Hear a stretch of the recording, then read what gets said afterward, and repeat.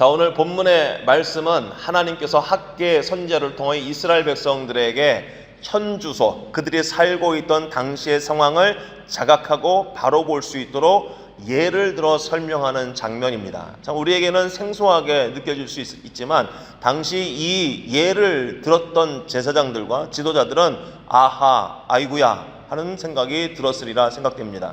오늘 본문에 보면 이스라엘 백성들이 지금까지 처음 바벨론에서 포로로 귀환하여서, 그렇죠?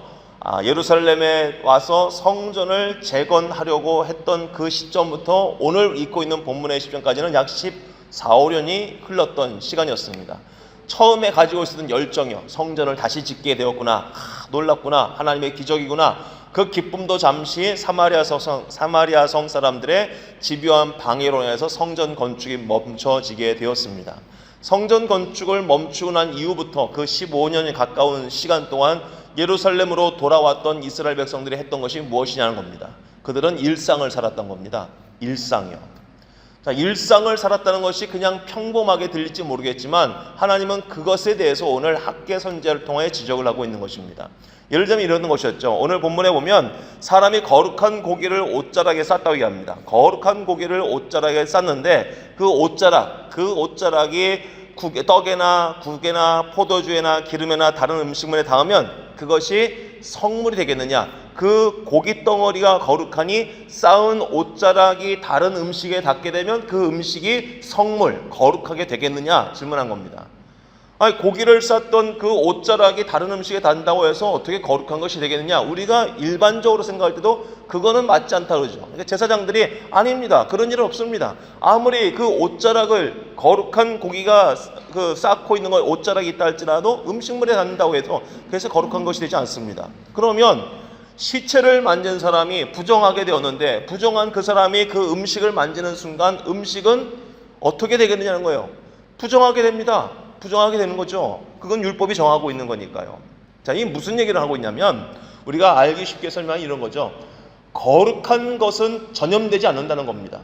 아무리 거룩하게 구별된 그 떡덩어리, 고기 덩어리를 옷자락으로 쌌다고 해서 그 옷자락이 다른 음식물에 닿는다고 하시 그것이 거룩함에 이 고기의 거룩함이 다른 음식의 거룩함으로 넘어가지 않는다는 겁니다.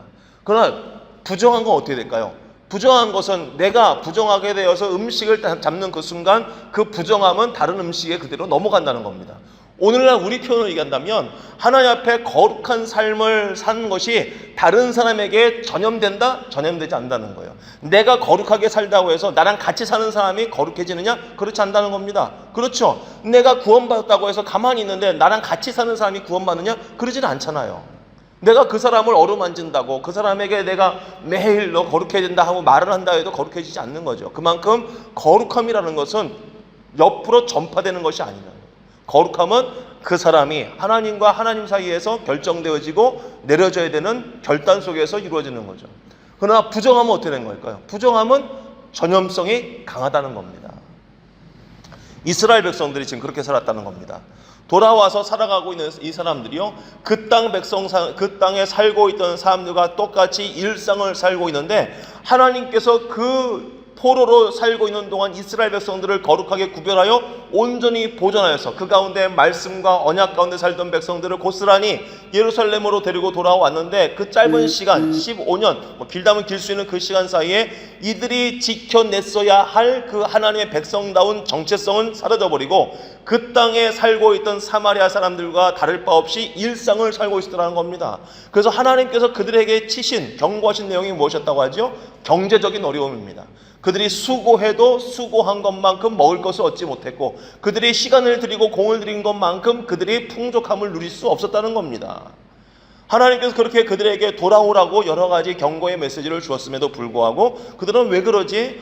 그냥 가뭄이 들었나 보다, 경기가 안 좋은가 보다, 다들 이렇게 어렵대, 힘들대, 야 어떻게 하나님께 돌아가야지라는 말을 하는 사람 한 사람도 없고요.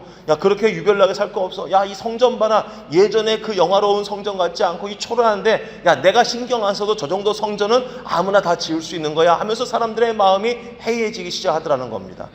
여러분, 이게 왜 이런 일들이 벌어졌을까요? 그들이 하나님께서 왜 예루살렘 땅에 오게 하셨는지 그 부름의 목적을 잊어버렸기 때문에 그렇죠. 하나님께서 그 바벨론 포로 70년의 시간을 긴 시간 동안 이스라엘 백성들의 남겨진 자를 보존해 주시고 다시 예루살렘으로 오게 하신 것은 하나님의 큰 기적이었고 인도하심이었죠.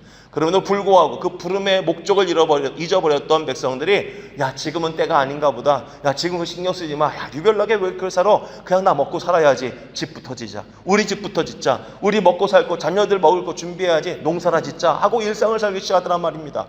일상을 살고 있는 동안에 그들이 보고 듣고 배우는 게 뭘까요? 그 땅에 먼저 와서 살고 있던, 여전히 살고 있던 그 땅 사람들의 풍습이요, 그 땅 사람들의 모든 습관이요, 문화요, 자기도 모르게 스며들기 시작하더라는 겁니다.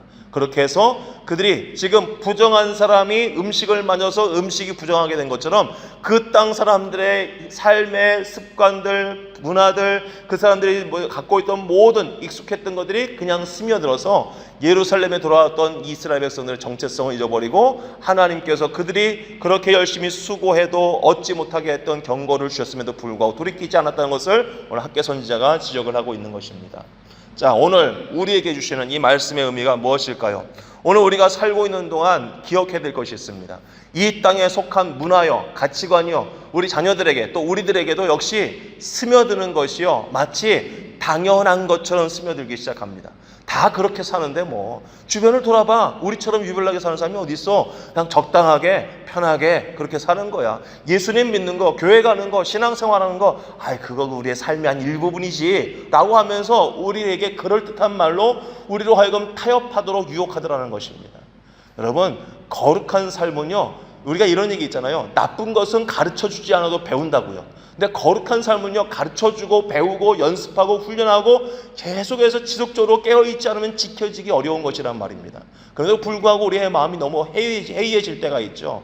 아유 안 되나 보다, 나는 안 되나 봐, 아유 나 아니고 다른 사람이 되는 건가 보지 하고 이것이 남의 일처럼 여기지기 시작한다면 하나님께서 우리를 부르신 그 부름의 목적을 잊어버리고 오늘 예루살렘에 돌아왔던 이스라엘 백성들처럼 성전 건축은 뒤로 하고 자신들의 삶에 바빠서 살기는 살지만 아무것도 손에 없는, 소득이 없는 인생을 살 수밖에 없다는 것입니다.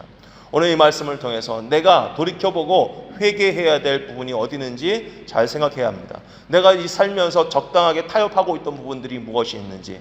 세상 사람들 다 그렇게 사는데 왜 나만 불편하게 이렇게 살까? 내가 매일 말씀을 보고 기도를 한다고 해서 세상이 뒤바뀌는 것도 아닌데 내가 너무 시간을 빼앗가면서 말씀을 읽고 기도하고 있는 것은 아닐까? 신앙생활 한다고 해서 내 남편이, 내 아내가, 내 자녀가 하루아침에 바뀌는 거 아닌데 좀 천천히 느긋하게 해야겠다라는 마음이 있다면 오늘 이 아침에 하나님께서 우리에게 주시는 말씀을 들을 수 있어야 합니다. 아니라는 겁니다. 혹시 내 삶 가운데 수고한 것만큼 소득이 있지 않냐고 내 손가락 사이에서 빠져나가는 느낌이 있다면 하나님 앞에 그것을 회개하고 결단할 수 있는 우리의 마음의 용기가 있어야 한다는 것입니다. 회개하기 시작하면 오늘 학개 선지자 말한 것처럼 오늘을 기억하랍니다. 오늘 이 말씀을 듣고 회개하는 자들, 하나님 앞에 결단하는 자들, 오늘을 기억하라는 것입니다. 하나님께서 그렇게 돌이키기 시작하면 19절, 오늘 이후로는 내가 너에게 복을 주리라. 오늘 이후로는 내가 너에게 복을 주리라. 결단하고 회개하고 하나님의 백성의 정체성을 지키겠다고 마음을 먹는 그 순간서부터 하나님께서 이렇게 말씀하시는 거예요. 오늘 이후로는 내가 너에게 복을 주리라. 이 말씀이 오늘 우리 모두에게 약속의 말씀이 되었으면 좋겠습니다.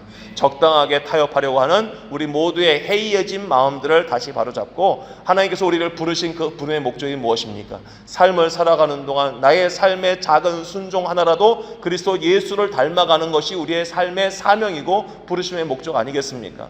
우리를 그리스도 예수의 사람으로 만든 것, 우리의 말하는 것, 행동하는 것, 삶의 작은 몸짓까지라도 예수님을 닮아 살아라 하는 것이 하나님께서 우리에게 이 땅에 살게 하시는 그 부름의 가장 기본적인 목적인 것을 깨달아 하시고 오늘 하루를 살아가는 동안 거룩한 하나님의 자녀의 정체성을 잃지 않으시고 깨어있어 그 자녀된 삶을 살아가는데 힘을 낼 수 있는 우리 모두가 되어서 하나님께서 오늘 약속하고 계시는 이 축복, 하나님께서 오늘 이후로는 내가 너에게 복을 주겠다는 이 약속을 열매로 받아 누릴 수 있는 우리 모두가 되기를 간절히 소망합니다. 아멘.